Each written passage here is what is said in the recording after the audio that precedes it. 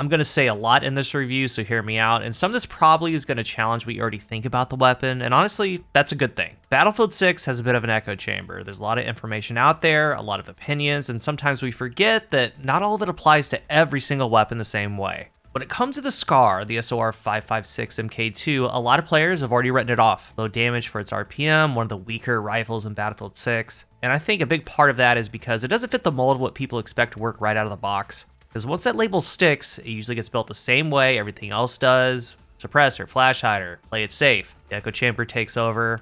I don't buy that for this weapon. I do not. I run non-suppressed builds in almost every review that I make. I show them, and often there's some of the best feeling versions of the weapon. And with this rifle, it doesn't work just fine. It is better. On paper, the damage relative to the RPM is low. That part is true. And a lot of people just stop right there. But I want to reiterate, TTK numbers live in a vacuum. We need to talk about them.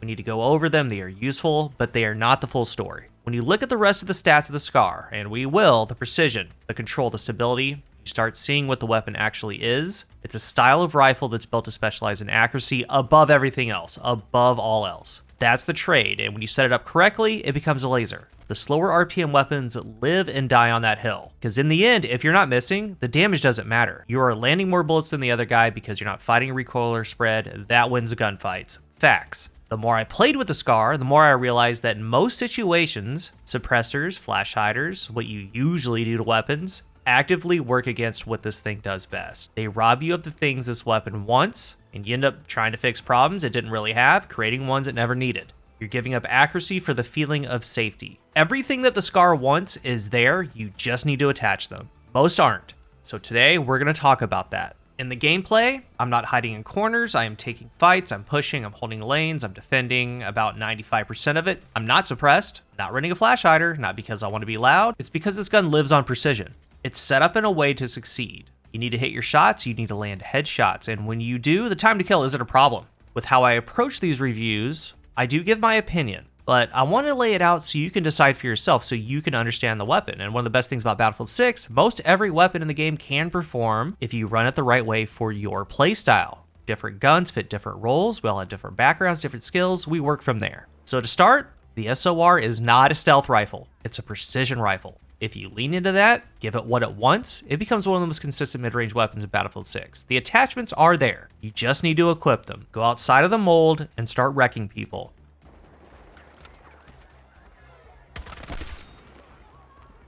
The S0R-556 is a 568 rate of fire, 25 body damage assault rifle, and one of the most important things about it is that it's an assault rifle. It has a true 3-zone damage model. That means it has reliable performance in close range, mid-range, even out into long range, because when it drops off, it holds its damage values longer than carbines, SMGs, and a lot of other rifles in the game. Up to 21.5 meters, it deals 25 to the body. It's a 4-shot kill for a 316 millisecond TTK. 21.5 to 75 meters, deals 20 damage to the body, a 5-shot kill for 422 milliseconds. Past 75 meters, 17 to the body, a 6-shot kill for 528 milliseconds. So on paper, these numbers aren't exciting, but numbers live in a vacuum. In real fights, there's a ton of variables: bloom, spread, recoil, movement, distance, cover, who shoots first, who misses, who lands headshots. And that's where the SCAR actually starts to separate itself. If you build the SCAR the same way you build other rifles, it's going to feel bad. It's going to perform bad. Simple as that. This type of weapon doesn't want to be built like everything else. It needs different priorities. Same said for the AK, KTS, and others. Let me show you what I mean.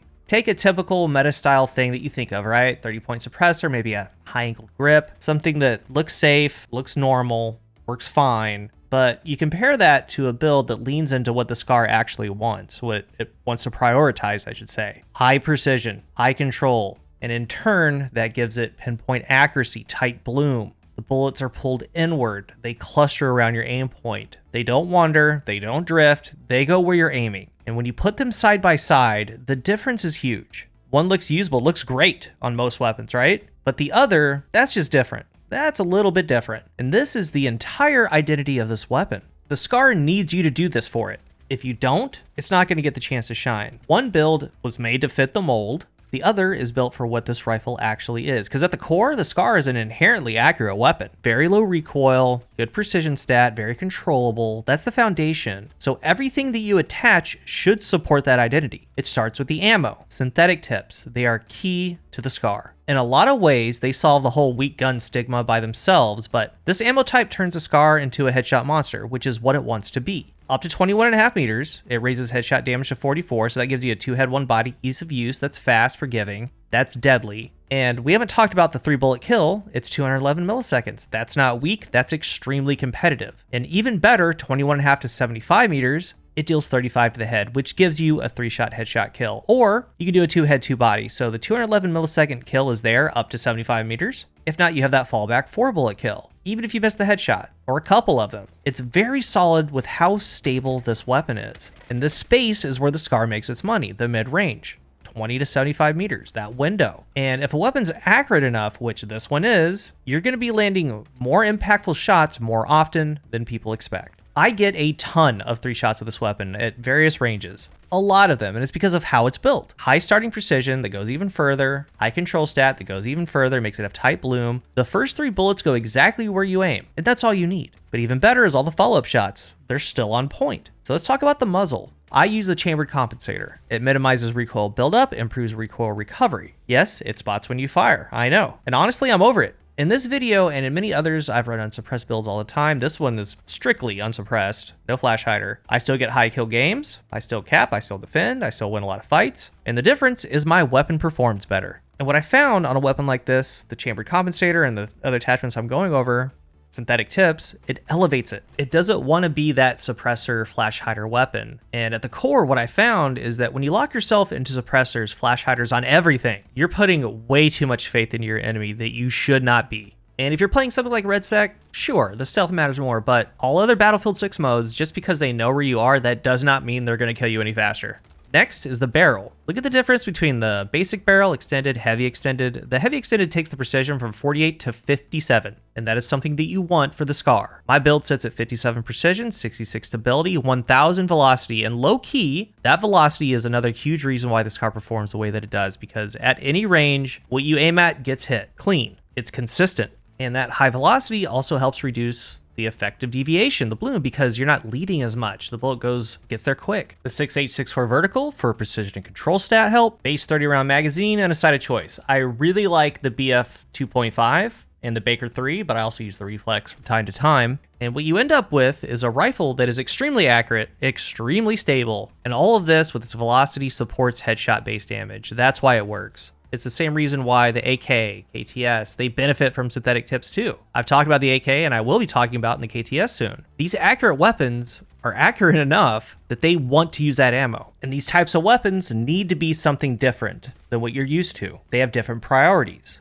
And when you run them like this, elevate their strengths, they become quite powerful. It's not that version of the suppressed one you've tried to put together. So the SCAR isn't weak, okay? It's just precise. It needs you to be precise. When you build into that, it becomes something completely different than what you think that it is. You simply hit them more than they hit you, and you hit them hard and accurate. The setup goes against the norm, and it does more than fine. Now, yes, you can take off the chamber compensator and run a standard suppressor instead. You can do that, but what you're trading away really matters. You lose accuracy, you lose control, the recoil recovery, the buildup, you lose the things that actually make this weapon deadly. All just to stay off the radar, which may or may not make a difference. After playing all versions of this weapon across a lot of attachment combinations, including suppressed builds, between these two changes, chambered or the standard suppressor, like I said, it does work, but running the suppressor over the chamber compensator is not even close to the lethality of that chambered build. It is night and day. If you take the time to test it, I think you're going to feel it immediately. This is the version that I love, and honestly, the one I stick with. It gives a SCAR a clear role. You need to be precise. It asks a lot of you, but if you are, it absolutely deletes people. There's another build that I use sometimes, and after all the testing, this is the other one that stood out. It's a long suppressor setup, the 25 point. That's for recoil, build-up, recovery, and of course, staying off the radar. The 18-inch heavy barrel for the 1000 velocity, the 10-point vertical grip, and the very expensive 45-round magazine. It's standard ammo, your optic of choice. It ends up with 52 precision, 57 control, and the weight is really coming from the suppressor and the magazine. It does work. It's still accurate enough. It still performs, but it's not on the same level. And this makes it fall back into that category that people often describe as a little weak because it's not fully committing to what the SCAR actually is and wants to do. There's nothing wrong with this build. I feel it's just a compromise. It's the best version of the SCAR that's not leaning all the way into its identity. In conclusion, after playing with it, I don't think that it needs to be made quiet to work. It needs to be built to reward precision, and that's the main build of the video. It's to reward the control. And this one rewards players who place shots and land headshots instead of just spraying and hoping. Opposed to a lot of weapons in the game, you can't hold the trigger down on this thing. It's that accurate. And if you try to force the SCAR into the same mold as every other rifle, it's going to feel mediocre always. But if you let it be what it is, it becomes one of the most consistent mid-range weapons of Battlefield 6 and extremely lethal. It's very good. And that's the point of these reviews. Not to tell you what to use, to kind of show you what a weapon wants and how to get the most out of it. If you take anything away from this video, it should be this. The SCAR is not weak, it's just demanding. It needs you to commit to it. No halfway. And when you do commit to it, it's actually really good. So try the build, trust your aim, see how it goes. If you're new here, remember to hit the subscribe button. And if you are subscribed, thank you so much for your support. Let's talk about the SCAR down below. What are your thoughts on it? I plan to cover the KTS next, and what I want to talk about also involves synthetics, so get ready for that. This one's all about the SCAR though. Thank you for watching, and until the next one, I am CoolGuy.